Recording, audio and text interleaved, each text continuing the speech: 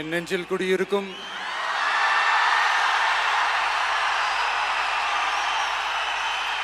உங்கள் அனைவருக்கும் என்னுடைய வணக்கம். வணக்கம் வணக்கம்.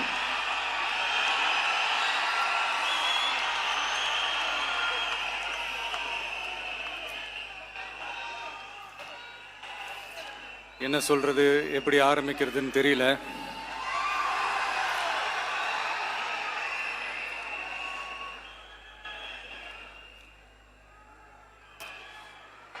சினிமாவில் எப்படியாவது கஷ்டப்பட்டு வெற்றி அடையணும்னு இருந்த ஒரு சாதாரண அசிஸ்டன்ட் டைரக்டருக்கு பிறந்த ஒரு பிள்ளையா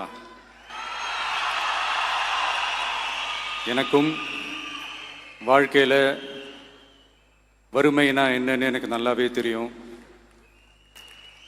பசினா என்னன்னு எனக்கு நல்லாவே தெரியும். நான் ஒன்றும் பெரிய மன்னர் பரம்பரையிலிருந்துலாம் வந்துடல. உங்களை மாதிரி தான், உங்களில் ஒருத்த மாதிரி தான், உங்கள் குடும்பத்தில் ஒருத்த மாதிரி தான், உங்கள் புள்ள மாதிரி தான், உங்கள் மகன் மாதிரி தான், உங்கள் அண்ணன் மாதிரி தான், உங்கள் தம்பி மாதிரி தான்.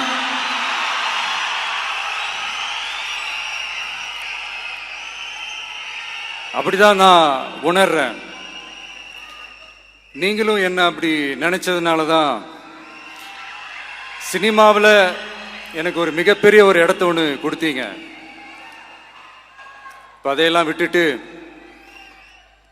உங்களுக்காக நன்றி கடன் செலுத்துறதுக்காக அரசியலுக்கு வந்த உங்க விஜய, இந்த விஜய, நீ வா விஜய், நாங்களா இருக்கோம், பாத்துக்கிறோம்.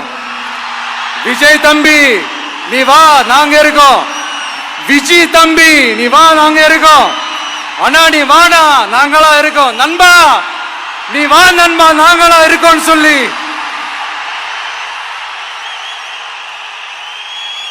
அவ்வளவு அன்பா, அவ்வளவு உறவா என்ன ஏத்துக்கிட்டீங்க. இந்த நேரத்தில் இதை நான் சொல்லணும். இந்த டிராவல்ல, இந்த ப்ராசஸ்ல எனக்கு எவ்வளவோ கஷ்டங்கள், எனக்கு எவ்வளவோ இந்த அவமானப்படுத்தினதெல்லாம் ஒரு பக்கம் இருந்தாலும், எனக்காக கூட நின்ன உங்களுக்கும் அதே மாதிரி கஷ்டங்கள், அதே மாதிரி அவமானங்கள், அதையெல்லாம் நீங்க பெருசா எடுத்துக்காம, அதையெல்லாம் நீங்க பொருட்டாவே எடுத்துக்காம, என்னோட வலிகளை, என்னோட வேதனைகளை உங்களோட தான் நினைச்சு என் கூடவே நின்னு இன்னைக்கு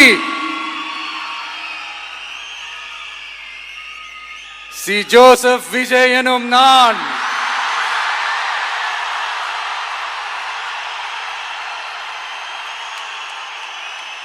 அதை உண்மையாக்கி இருக்கிறீங்க. உண்மையிலே எனக்கு என்ன சொல்றதுன்னு எனக்கு தெரியல. என்னுடைய உறவுகளே, என்னுடைய சொந்தங்களே, நான் ஒன்றும் தேவ தூதன்லாம் கிடையாது. நானும் ஒரு இயல்பான ஒரு வாழ்க்கை வாழ்ற ஒரு சாதாரணமான மனுஷன்தான். நான் முன்னாடியே சொன்ன மாதிரி அது செய்வேன் இது செய்வேன்னு பொய்யான வாக்குறுதிகள்லாம் கொடுத்து உங்களை நான் ஏமாற்ற மாட்டேன். எது சாத்தியமோ அது மட்டும்தான் நான் செய்வேன். இம்மிடியட்டா உங்க மனசுல ஒரு கேள்வி ஒன்று வரலாம், அப்ப சாத்தியம் இல்லாததை செய்ய மாட்டாங்களா, செய்ய முடியாதா அப்படின்ற ஒரு கேள்வி ஒன்று வரலாம்.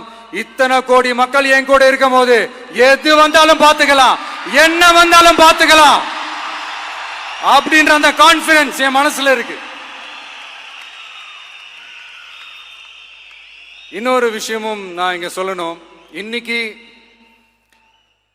நம்ம தமிழ்நாடு கவர்மெண்ட் இருக்கிற அந்த நிலைமையை பத்தி நான் உங்ககிட்ட நான் சொல்லணும். கிட்டத்தட்ட 10 லட்சம் கோடிக்கு மேல கடன் வாங்கி வச்சுட்டு போயிருக்கிற இன்னைக்கு அந்த தமிழ்நாடு அரசு இருக்கிறப்போ, கஜானாவை சுத்தமா தொடச்சி வலிச்சு வச்சுட்டு போயிருக்கிறப்போ, தூக்க முடியாத சுமையை ஏத்தி வச்சுட்டு போயிருக்கிறப்போ,